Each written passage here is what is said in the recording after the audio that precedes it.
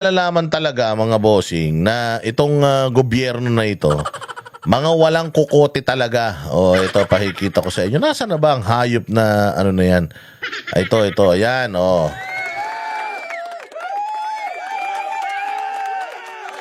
Nakalagay sa balita na ito, Rimulya gusto ng kapangyarihan sa class suspension. Putang ina niya magre-request ka lang ng kapangyarihan yung wala pang kwenta. So gusto niya siya na magdideklara ng walang pasok sa buong, buong Metro Manila o buong Pilipinas. Wala na ba kayong ginagawa? Wala namang problema mga LGU natin, wala bang problema sa kapulisan, wala bang problema sa peace and order. At pati itong suspension ng klase, gusto niyo pa. Tingnan mo dito talaga sila, walang masasabi mong walang pinagkatandaan at mga walang laman ng utak nitong mga kupal na ito. Sige, ipi-play muna natin to at gusto ko marinig kung ano yung sasabihin niya at reaksyonan natin. Sige. Sige nga, tingnan natin ang pagpipresenta. Paano ba niyang piniliwanag yan? Paano ba niya sususpendihin ng klase? Sige nga. Secretary John Vic. Talagang sisirhapi ko lahat ng mapa kung paano parating. At kung gano'n ay pwede natin announce kasi nakikita mo natin Pwede daw, gusto daw niya i-announce mas maaga yung walang pasok Walang pa, puro katamaran ng iniisip ng mga kupal na ito. Wala daw pasok, gusto niya. Ayaw daw niyang maabala yung mga magulang, ayaw daw niyang maabala yung mga bata, nasa araw mismo ng ulan, minsan syempre may pangumaga, may panghapon. Gusto niya before pang mag-umaga para kasi yung iba nakakapasok na sa school biglang nagsususpinde, di ba? Ngayon uuwi yan, mababasa, magkakasakit pa yan. So yun sinasabi niya na siya daw ay gusto niya before pang umulan magsuspindi na siya.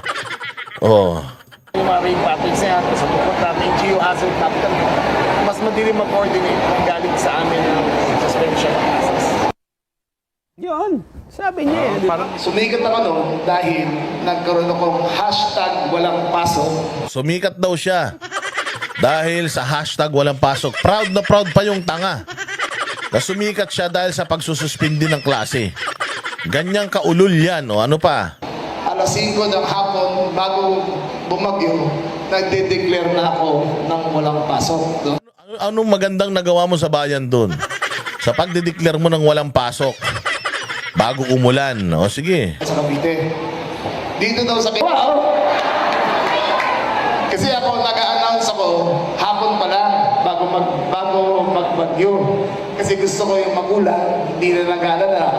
Gusto ko yung estudyante, masaya na.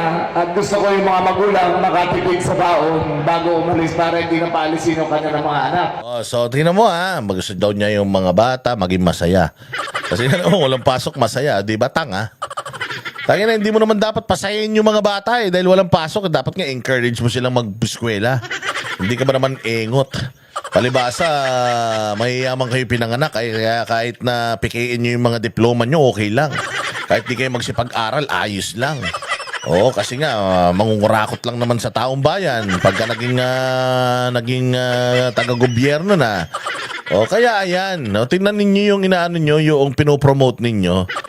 Walang pasok para masaya ang mga estudyante. Putang ina, huwag nyo nang pag-aralin. Para mas masaya, hindi ba? Alam mo kung gaano kaging kasamang ehemplo itong mga kumag na ito sa mga kabataan natin, no? Hindi ba? Para daw hindi na daw magbigay ng baon and so on and so forth. Sige. Kaya asahan nyo, sa mga darating na panahon ay hihingi ko po ang kakayahan na yan para hashtag walang pasok na hanggang Quezon City. Gusto niya, wag na pumasok lahat. Dito lang. Bakit ko binabalita ito? Dito mo malalaman na itong mga mga taga-gobyerno, wala talagang pakialam sa mga kabataang Pilipino. Unang-una sa lahat, gusto nila walang pasok para masaya yung bata, di ba? Pasasayahin nila yung bata kaya walang pasok. Bakit hindi ninyo lalong pilitin yung mga bata mag-eskwela para tumalino? Yung mga estudyante natin dito tatanga na, hindi ba? Nagkaroon nga ng parang pag-aaral sa ibang bansa na sobrang late na tayo pagdating lalo sa curriculum. Oo, ano, haka nang ha, totoo nga. O, late na tayo. So ito, si Rimulya gusto niya walang pasok. Para daw ganito, ganyan. Tuwan-tuwa naman yung mga engot. Pero kung talagang nag-iisip ka, okay, kung talagang ikaw ay natuto na sa nakaraan, nag-iisip ka talaga at alam mo yung sitwasyon, estado ng bayan natin patungkol sa edukasyon, hindi ka dapat una sa lahat nagdideklara ng walang pasok. Kasi isang araw na hindi ka pumasok, isang araw na wala kang matututunan. So, ini-encourage pa natin yung mga bata tuloy ngayon na nanalangin, sana umulan ng umulan. Kasi para walang pasok. Kasi nga naman, pag walang pasok, masaya. Pero dapat binabago natin mindset ng mga kabataan natin na mga kabataan dapat hindi kayo nananalangin na walang pasok. Dapat nga laging may pasok because knowledge is power. Mabuti pa si Ernie Baron nung nabubuhay. Kung walang knowledge, walang power. Hindi ba dapat ganun ang inaano natin, ini-encourage natin yung mga bata dyan? Hindi yung walang pasok para masaya sila. Putangin na yan. Dito mo talaga alam na sisirain ng mga ito ang buhay ng mga kabataan natin eh. Dahil sa mga utak nilang mapupurol. O ano ba naman yung sabihin mo na sa susunod po, wala nang kanselasyon ng pasok. Mas maganda, i-ready natin lahat ng mga estudyante para sa hybrid learning. Natatandaan ninyo nung pandemic, ang galing-galing ni Pangulong Duterte, study from home yung mga bata. Home study, di ba? Yung mga bata at nairaos natin ng ilang taon yan. Although talagang bumaba yung kalidad ng pagkatuto ng mga bata, pero mas okay na yung home study or homeschool kapag kami bagyo kesa totally walang pasok. 'Di ba? Engot eh.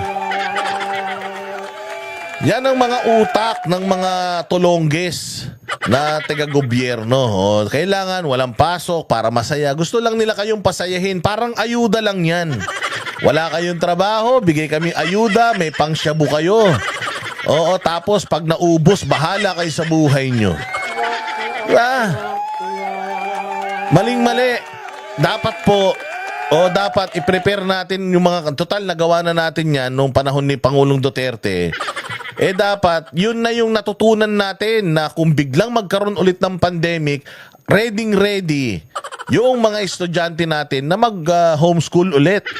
Pag may bagyo, 3 araw, 2 araw, may baha, o yung mga bata, siguraduhin ninyo na ready sila para dyan. Dapat yun ang pinoprograma ng pamahalaan na bawat estudyante sa Pilipinas ay capable na mag-homeschool. May bagyo, dilubyo, sumabog bulkan, lindol. Basta may internet, may gadget na pinrovide sa mga estudyante, pwede silang mag-aral sa bahay nila. Hindi sila absent, hindi sila makakansela yung klase. O di tuloy-tuloy yung learning ng mga estudyante. Mga gunggong talaga kayo eh. O mga gunggong talaga kayo. Hindi nyo talaga pinag-aaralan. Wala kayong natutunan sa nakaraan. O sana ganyan ang gawin ninyo ha. Sa susunod, wag nyong idideklara na walang pasok.